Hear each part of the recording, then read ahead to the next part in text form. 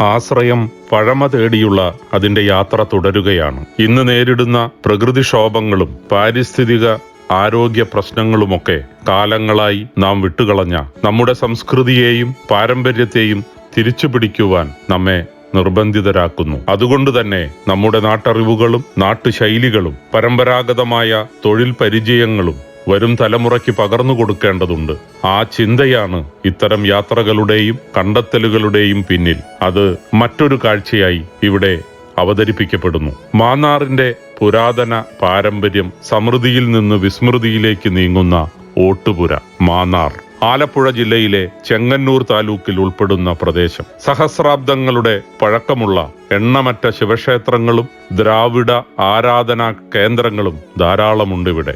മാന്നാറിനെ പ്രശസ്തിയുടെ പാരമ്യതയിൽ എത്തിച്ച വിവിധ ഘടകങ്ങളിൽ ഒന്ന് അവിടുത്തെ പരമ്പരാഗത ഓട്ടുപാത്ര നിർമ്മാണം, വിഗ്രഹ നിർമ്മാണം, ശില്പകല തുടങ്ങിയ മേഖലകളിലെ വൈദഗ്ധ്യമാണ്. മാന്നാറിന്റെ പുരാതന പാരമ്പര്യം പ്രസിദ്ധവുമാണ്. മാന്നാർ കേരളത്തിന്റെ വെങ്കലപാത്രങ്ങളുടെ ഗ്രാമം എന്നറിയപ്പെടുന്നു. തെക്കൻ കേരളത്തിന്റെ ഓട്ടുപുര. ഐശ്വര്യത്തിന്റെ ലോഹമാണ് വെങ്കലവും. സ്വർണ്ണ ഉപകരണങ്ങൾ പോലെ ഈ ലോഹം ഒരു ശീലവും സംസ്കാരവും ജീവിത രീതിയുമായി മാറിയ ഇടമാണ് മാന്നാർ. 1000-ലധികം വർഷം പഴക്കമുള്ളതാണ് ഇവിടത്തെ ഓട്ടുപാത്ര നിർമ്മാണ ചരിത്രം. നൂറുകണക്കിന് പരമ്പരാഗത ലോഹ നിർമ്മാണശാലകളാൽ നിറഞ്ഞു നിൽക്കുന്ന ഇവിടെ നിന്നാണ് ലോക പ്രശസ്തമായ ആറന്മുള കണ്ണാടിയുടെ പ്രധാന ലോഹക്കൂട്ട് ഉൽപ്പാദിപ്പിക്കപ്പെടുന്നത്. കൊല്ലന്റെ ആല പോലെ, വേലന്റെ ചൂള പോലെ മൂശാരിമാർക്ക് മൂശയുണ്ട്. ഇവരുടെ ഇടയിൽ കൊവ എന്നും പറയും. പിച്ചള, ചെമ്പ്, ഓട് എന്നിവ ഉരുകി പലതരം ലോഹക്കൂട്ടുകളിൽ തിളച്ച് പല ആകൃതിയിൽ വെട്ടിത്തിളങ്ങി പിറവിയെടുക്കുന്നത് മൂശാരിയുടെ ഈ മൂശയിലാണ്. പഞ്ചലോഹ വിഗ്രഹങ്ങൾ, ആറന്മുള കണ്ണാടി മുതലായ അമൂല്യ വസ്തുക്കൾ ഉണ്ടാക്കുന്നതും ഈ വിഭാഗമാണ്. വെങ്കലപാത്രങ്ങൾ, വിഗ്രഹങ്ങൾ, ശില്പങ്ങൾ, വിളക്കുകൾ, ക്ഷേത്രത്തിലേക്കുള്ള ഓട്ടുമണികൾ, കിണ്ടികൾ, ഉരുളികൾ, ഓട്ടുപാത്രങ്ങൾ ഇവയൊക്കെ വിശ്വകർമ്മജരായ ഈ മൂശാരിമാരുടെ ശില്പവൈദഗ്ധ്യം വിളിച്ചറിയിക്കുന്ന മേഖലകളാണ്. മാന്നാറിലെത്തുന്ന ഏതൊരാളെയും അത്ഭുതപ്പെടുത്തുന്ന മറ്റൊന്ന് അവിടുത്തെ ലോഹ വിൽപ്പനശാലകളാണ്. മാന്നാർ പട്ടണത്തിന്റെ ഏതാണ്ട് ഏറിയ പങ്കും ഇത്തരം ലോഹ വിൽപ്പനശാലകൾ കൈയടക്കിയിരിക്കുന്നു. ഓടിൽ തീർത്ത വിവിധ തരം നിലവിളക്കുകൾ, പറ ഉൾപ്പെടെയുള്ള പരമ്പരാഗത അളവ് സാമഗ്രികൾ, ഗൃഹാലങ്കാര വസ്തുക്കൾ എന്നിവയ്ക്ക് കേൾവി കേട്ട നാട്. ഇവിടെ നിർമ്മിച്ച കൊടിമരങ്ങൾ മാന്നാറിന്റെ പാരമ്പര്യവും സംസ്കാരവും വിളിച്ചറിയിച്ചുകൊണ്ട് മധ്യ തിരുവിതാംകൂറിലെ വിവിധ ക്ഷേത്രങ്ങളിലും ക്രിസ്ത്യൻ ആരാധനാലയങ്ങളിലും തല ഉയർത്തി നിൽക്കുന്നു. മാന്നാറിലെ ഓട്ടുപാത്ര വിദഗ്ധരുടെ കരവിരുത് രാജ്യമെമ്പാടുമുണ്ട്. ചെട്ടിക്കുളങ്ങര ദേവീക്ഷേത്രത്തിലെ 1500 തിരികളിടാവുന്ന ഉയരമേറിയ ആൽവിളക്ക്, സംസ്ഥാന നിയമസഭാ മന്ദിരത്തിൽ സ്ഥാപിച്ചിരിക്കുന്ന കൂറ്റൻ അശോക സ്തംഭം എന്നിങ്ങനെ എണ്ണിയാൽ തീരാത്തത്ര നിർമ്മിതികൾ ഇവിടുത്തെ തച്ചന്മാരുടെ പെരുമ കൂട്ടുന്നു. ക്ഷേത്രത്തിനു ചുറ്റും ചെറിയ ചെറിയ പ്രദേശങ്ങളായി പരന്നു കിടക്കുകയാണ് നിലവിളക്കും മറ്റ് ഉരുപ്പടികളും ഉണ്ടാക്കുന്ന തെരുവുകൾ. തെക്കേ തെരുവ്, വടക്കേ തെരുവ്, പടിഞ്ഞാറുമൂല എന്നിങ്ങനെയാണ് ഓരോ തെരുവും അറിയപ്പെടുന്നത്. അഗ്രഹാര തെരുവുകളെ ഓർമ്മിപ്പിക്കുന്നതാണ് ഇവയിൽ പലതും. നൂറ്റാണ്ടുകൾക്ക് മുമ്പ് മലയാള ദേശം വാണിരുന്ന രാജാക്കന്മാർ തമിഴ്നാട്ടിൽ നിന്ന് കൊണ്ടുവന്ന തൊഴിലാളികളാണ് മാന്നാറിൽ വെങ്കല നിർമ്മാണ പ്രവർത്തനങ്ങളിൽ ആദ്യം ഏർപ്പെട്ടതെന്നും പിന്നീട് അവരുടെ പിന്മുറക്കാർ ആ ജോലി പിന്തുടരുകയായിരുന്നുവെന്നും പറയപ്പെടുന്നു.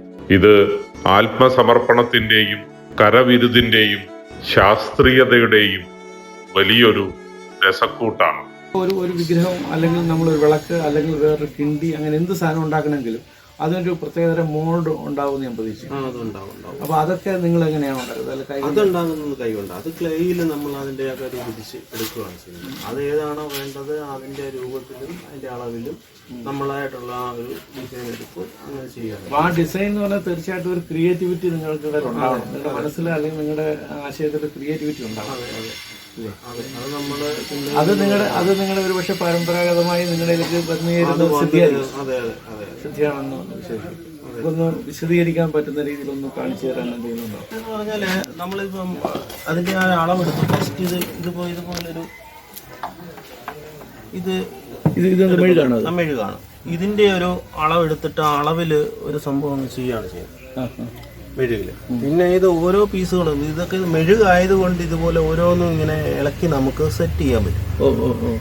അപ്പൊ അങ്ങനെ ഓരോ പീസുകളും നമ്മൾ കൈകൊണ്ടെടുത്തത് ഓരോന്നും നമ്മൾ ആദ്യം ഓരോരോ ചെറിയ ചെറിയ പീസുകളെ നമ്മൾ ഉണ്ടാക്കിയെടുക്കാം. അതായത് ഇതിപ്പോ നമുക്ക് എന്താ പറയാ, ഇതിനൊരു അളവുണ്ട്. നമ്മളിപ്പോ എടുക്കുന്ന എന്തൊരു സാധനമാണ് ആനുപാതികമായ അളവുകൾ. ഇപ്പൊ വിഗ്രഹം ഉണ്ടാക്കുമ്പോൾ അതിന്റെ കൈക്കും ശരീരത്തിനും ആനുപാതികമായ ഒരു അളവുകളുണ്ടാവും. അതിനെന്താ പറയാ, താലക്രമം എന്ന് പറയും. അത് നിങ്ങൾ ആദ്യം എന്തെങ്കിലും കൊണ്ട് വരയ്ക്കുമോ അതോ എങ്ങനെയാണ്? ഇതിപ്പം ഇതിനൊരു ഓല എടുക്കും. ഓല എടുത്തിട്ട് അതിനെ നമുക്ക് ഭാഗിച്ച് ഒടിച്ചെടുക്കും. ഓല എന്ന് വെച്ചാൽ സാധാരണ നമ്മൾ തെങ്ങിന്റെ ഓല ഉണ്ടല്ലോ, അതെടുത്തിട്ട് ഇപ്പൊ നമുക്ക് ഏതാണോ അളവ് വേണ്ടതെന്ന് വെച്ചാൽ ആ അളവില് അതിന്റെ ഒരു യവക്കണക്ക് തരും. അപ്പൊ ആ കണക്കിനകത്ത് നമ്മൾ ഏത് വിഗ്രഹമാണോ ഏത് ബിംബമാണോ ചെയ്യേണ്ടത് അതിനൊരു താലക്കണക്കുണ്ട്. അത് ആ ഭാവത്തിന് ആ കണക്കുകളൊക്കെ നിങ്ങൾ പൂർവികന്മാരിൽ ശ്രദ്ധിച്ചത്? അതെ അതെ അതെ. അപ്പൊ ആ കണക്ക് വെച്ചിട്ട് നമ്മൾ ഓല ഒടിച്ച് അപ്പൊ അതിനെ ഓരോ അതായത് അളവ് അനുസരിച്ചാണ് ചെയ്യുന്നത്. നിങ്ങൾ ഒരിക്കലും ഇതെങ്ങും വരച്ചു നോക്കൂല? വരച്ചൊന്നും നോക്കില്ല.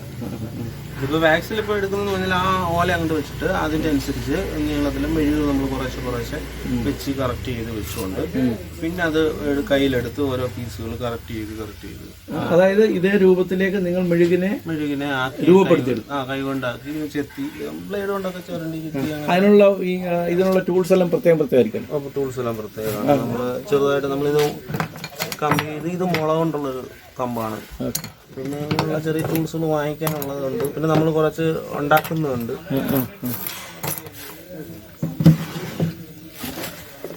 ഇങ്ങനെ ഓലയിൽ ഇങ്ങനെ ഒട്ടിച്ചിട്ടേക്കുന്ന ഇതുപോലുള്ള ടൂൾസുകളും ഉണ്ടാവും കറക്റ്റ് ചെയ്തെടുക്കുന്നത്. അപ്പൊ ഇതിനെ കുറിച്ചൊന്ന് വിശദീകരിക്കും. ഇതിപ്പോ നമ്മൾ വാക്സിൽ എടുത്തു അതിന്റെ രൂപം കറക്റ്റ് ചെയ്തു. ഇതിപ്പം നമ്മളിത് ക്ലിയർ ഇത് ചെയ്തെടുക്കാന്ന് വെച്ചാൽ ഇതുപോലെ വാക്സ് എടുത്തിട്ട് ഇതിപ്പോ വാക്സ് ആണ്. ഈ വാക്സ് എന്ന് പറയുന്നത് നിങ്ങൾ വെളിയിൽ നിന്ന് സാധനം വാങ്ങിക്കുന്നതാണ്? ഇത് രണ്ട് രീതിയിലുള്ള വാക്സ് ഉണ്ട്. ഈ വെള്ളം മെഴുക് എന്ന് പറയുന്ന സംഭവം ഉണ്ടല്ലോ, ഇത് ഈ തിരിക്കൊക്കെ, അതായത് മെഴുക് തിരിക്കെടുക്കുന്ന മെഴുകുണ്ടല്ലോ, അത് അങ്ങനെ അതും ഉപയോഗിക്കുന്നുണ്ട്. അല്ലാതെ ഈ എന്താ പറയാ തേൻമെഴുക്, തേനീച്ചയുടെ മെഴുക്, ഹണി വാക്സ്, അതാണ് വിഗ്രഹങ്ങൾക്ക് ഉപയോഗിക്കുന്നത്. തേൻമെഴുക്, അതും ചെഞ്ചല്യം. ഇതിപ്പോൾ ഇതേപോലെ നമ്മൾ വാക്സ് എടുത്ത് ഇതിൻ്റെ ഷേപ്പ് നമ്മൾ വെച്ച് കറക്റ്റ് ചെയ്തെടുക്കുകയാണ് ചെയ്യുന്നത്. അപ്പോൾ അതെങ്ങനെയാണ് വേണ്ടതെന്ന് വെച്ചാൽ നമുക്കൊരു ഐഡിയ ഉണ്ട്, നമ്മുടെ മനസ്സിലൊരു രൂപമുണ്ട്, അത് വെച്ചിട്ട് കറക്റ്റ് ചെയ്ത് പിന്നെ അളവും കറക്റ്റ് നോക്കി ഫിനിഷ് ചെയ്ത് ഈ അനാട്ടമി എല്ലാം ഫിനിഷ് ചെയ്തതിന് ശേഷം നമ്മൾ അതിൻ്റെ ഓർണമെന്റ്സ് എല്ലാം ഇട്ട് കറക്റ്റ് ചെയ്തെടുക്കത്തുള്ളൂ. ഇതെല്ലാം ആദ്യം നിങ്ങൾ പക്ക ഇതിന് ഉള്ളിൽ പൊള്ളയൊന്നുമല്ല അല്ല, കട്ട് ചെയ്യാം എല്ലാം. എനിക്ക് ഇങ്ങനെ കുറേശ്ശെ വെച്ച് ഷേപ്പ് അനുസരിച്ച് കൊണ്ടുവരുവാണ്. അതെല്ലാം ഇങ്ങനെ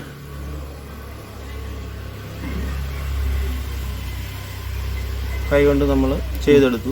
ഇതുപോലെ ഫിനിഷ് ചെയ്തതിന് ശേഷം ഒരു വർക്ക് തീർന്നു കഴിഞ്ഞാൽ അത് മണ്ണ് പൊതിയോ ചെയ്യുക. നമ്മൾ ഇവിടെ ഈ മോൾഡ് തന്നെ ഉണ്ടാക്കുന്ന മണ്ണുണ്ട്, അതിനെ പൊടിച്ച് ഇടഞ്ഞെടുക്കുക.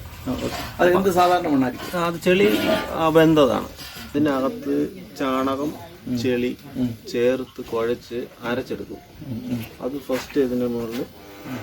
നിങ്ങൾ ഇതൊന്നും ഒരു തരത്തിലും മെഷീൻ ഉപയോഗിക്കുന്നില്ല? മെഷീൻ ഉപയോഗിക്കാറില്ല. ഇച്ചിരി ഒരു തരിയായിട്ട് പൊടിച്ചിട്ട് അതിനോട് ചാക്ക് അറഞ്ഞ് അതും ചെളിയും കൂടെ ചേർത്ത് ചവിട്ടി കുഴച്ച് അത് അതിന്റെ മുകളിൽ വെച്ചിട്ട് അതിന്റെ മുകളിൽ ഈ ചട്ടി പൊട്ടിയ പീസുകൾ പൊട്ടി അതിന് ബലത്തിന് വേണ്ടി അത് അതെ അതെല്ലാം കൂടെ സെറ്റാക്കി അത് വെയിലത്ത് വെച്ച് ഉണങ്ങും. ഇത് നല്ലപോലെ ഉണക്കി ചൂളയിൽ വെക്കും. അവരെ മൂടിയതിന് ശേഷം അടി തീ കൊടുക്കുമ്പോഴത്തേക്ക് ഇത് ചൂടാകുമ്പോഴത്തേക്ക് വാക്സിങ് പോരും. ഈ അടിസ്ഥാന സാങ്കേതിക വിദ്യ തന്നെയാണ് എല്ലാ ഓട്ടു ഉപകരണങ്ങളുടെയും രസതന്ത്രം. ചെട്ടിക്കുളങ്ങര ദേവീക്ഷേത്രത്തിലെ ആൽവിളക്കിനും കൂത്താട്ടുകുളം പള്ളിയിലെ തട്ടുവിളക്കിനു മുന്നിലും ഭക്തി കൈകൂപ്പി നിൽക്കും. ഭക്തിക്കുമപ്പുറം അവയുടെ ആകാരം നമ്മെ അത്ഭുതപ്പെടുത്തും. സംസ്ഥാന നിയമസഭാ മന്ദിരത്തിൽ സ്ഥാപിച്ചിരിക്കുന്ന അശോക സ്തംഭവും നമ്മൾ നോക്കി നിൽക്കും. ഈ വിളക്കുകൾക്കും അശോക സ്തംഭത്തിനും മുന്നിൽ കൈകൂപ്പുന്ന നമ്മൾ അതിനു പിന്നിലെ അറിവിന്റെ ചോരയും നീരും കാണാറില്ല. സമൃദ്ധിയിൽ നിന്ന് വിസ്മൃതിയിലേക്ക് നീങ്ങുകയാണ് ആ അറിവും ജീവിതങ്ങളും. ഇന്ന് പൈതൃക വ്യാപാരം വംശനാശം നേരിടുകയാണ്. ഈ തൊഴിലോട് ആരും താല്പര്യം കാണിക്കുന്നില്ല. അതിന്റെ കാരണം എന്താണെന്നല്ലോ? കാരണം എന്ന് വെച്ചാൽ ഇത് ഒന്നാമത് എല്ലാവരും കാശ് വേണം. ആത്മാർത്ഥം എന്ന് പറഞ്ഞാൽ ആർക്കും ഇല്ല. ഇതെന്ന് പറഞ്ഞാൽ മണ്ണിനകത്ത് അഴിക്കും ദീപമൊക്കെ ടിപ്പ് ടോപ്പിൽ ഇപ്പോഴത്തെ ചെറുപ്പക്കാർ കിടക്കുന്ന പോലെ ഇതിനകത്ത് വരാൻ ബുദ്ധിമുട്ടുള്ള ആളുകൾ ഒരുപാട് പേരുണ്ട്. ഇത് പറയുന്നത് മാന്നാറിൽ തങ്ങളുടെ കുലത്തൊഴിലിൽ ഏർപ്പെട്ട് ജീവിതം നയിച്ചു വരുന്ന അന്തരിച്ച ആലക്കൽ ചെല്ലപ്പനാചാരിയുടെ മകൻ ശ്രീ മുരുകനാചാരിയും അദ്ദേഹത്തിന്റെ മകൻ രതീഷും. ഇവരുടെ പൂർവികർ നൂറ്റാണ്ടുകൾക്ക് മുമ്പ് തമിഴ്നാട്ടിലെ ശങ്കരൻ കോവിലിൽ നിന്നും കായംകുളം രാജാവിന്റെ ക്ഷണപ്രകാരം അടൂരിന് പടിഞ്ഞാറ് ആദിക്കാട്ടുകുളങ്ങരയിൽ വന്ന് തമ്പടിച്ച വിശ്വകർമ്മജരുടെ പിന്മുറക്കാരാണത്രേ. കേരളത്തിലെ പല ക്ഷേത്ര നിർമ്മിതികൾക്കുമായി ഇവർ ആദിക്കാട്ടുകുളങ്ങരയിൽ നിന്നും പല വഴി പിരിഞ്ഞുവെന്നും അതാത് ക്ഷേത്ര പരിസരങ്ങളിൽ ജീവിച്ചു പോരുന്നുവെന്നുമാണ് ഇവരിലെ ഇളമുറക്കാരൻ രതീഷിൽ നിന്നും കേട്ടറിഞ്ഞത്. മാന്നാറിലെ വെങ്കല വിളക്കുകൾക്കും പാത്രങ്ങൾക്കും നല്ല വിപണി ഉണ്ടെങ്കിലും അവ ജനങ്ങളിൽ എത്തിക്കാൻ കഴിയാത്തതും ആവശ്യത്തിന് തൊഴിലാളികളെ കിട്ടാത്തതും മേഖലയെ പ്രതിസന്ധിയിലാക്കുന്നുണ്ട്. ഒരു വീടിന് ഒരു ആല വീതം 100-ലധികം ആലകൾ മാന്നാറിൽ ഉണ്ടായിരുന്നു. എന്നാൽ ഇന്ന് 10 വീടിന് ഒരു ആല തന്നെ കഷ്ടിയാണ്. അസംസ്കൃത വസ്തുക്കളുടെ ലഭ്യതയും പണിയറിയുന്നവരുടെ അഭാവവും മാന്നാറിന്റെ വെങ്കല പെരുമയ്ക്ക് മങ്ങലേൽപ്പിക്കുന്നു. പണിയുടെ കുറവ് കൊണ്ടല്ല, മറിച്ച് കൂടുതൽ ശ്രദ്ധയും ക്ഷമയും വേണ്ടതുകൊണ്ടും കുലത്തൊഴിൽ ഏറ്റെടുക്കാനുള്ള താല്പര്യമില്ലായ്മയുമാണ് പുതിയ തലമുറയെ ഇതിൽ നിന്ന് അകറ്റുന്നത്. മുരുകനാചാരിയുടെ മാന്നാറിലുള്ള ഒരു ആലയും അവിടെ നിർമ്മിക്കുന്ന വെങ്കല പാത്രങ്ങളുടെയും പ്രതിമകളുടെയും സാങ്കേതികതയും ഈ പ്രതിസന്ധികളുടെ കാലത്തും കൊണ്ടു നടക്കുന്നത് രതീഷാണ്. മാന്നാറും പരിസര പ്രദേശങ്ങളിലുമുള്ള ചാരം മൂടിക്കിടക്കുന്ന ആലകളും ഒഴിഞ്ഞ മൂശയും അച്ചുകളും അനിശ്ചിതത്വത്തിന്റെ നേർക്കാഴ്ചകളാകുമ്പോഴും അതിജീവനത്തിന്റെ ഒത്തിരി മോഹങ്ങളുമായി ജീവിക്കുകയാണ് പരമ്പരാഗത തൊഴിലാളികൾ. അമ്പലമണിയുടെ ശബ്ദഗാംഭീര്യവും ഓട്ടുരുളിയുടെയും നിലവിളക്കിന്റെയും ഉടലഴകുമെല്ലാം 10 വെളുപ്പിന് ആലയിൽ പൊള്ളിയമരുന്നവരുടെ ആത്മസമർപ്പണമാണ്. യന്ത്രങ്ങൾക്ക് വഴിമാറി കാലങ്ങൾക്ക് മുമ്പേ ഗൃഹാലങ്കാര ചുവരുകളുടെയും പടിയിറങ്ങിയ സാമഗ്രികളുടെ പരമ്പരാഗതമായ നിർമ്മാണ പുരകൾ പലതും അടച്ചു കഴിഞ്ഞുവെങ്കിലും മുരുകനാചാരിയുടെ മകൻ 35-കാരൻ രതീഷും കൂട്ടുകാരും അവരുടെ ആത്മവിശ്വാസം കൈവിടുന്നില്ല. രതീഷിന്റെ വാക്കുകൾ തങ്ങളുടെ കൈത്തൊഴിൽ വിട്ടുകളയുവാൻ ഇവർ തയ്യാറല്ല എന്ന സൂചനയാണ്.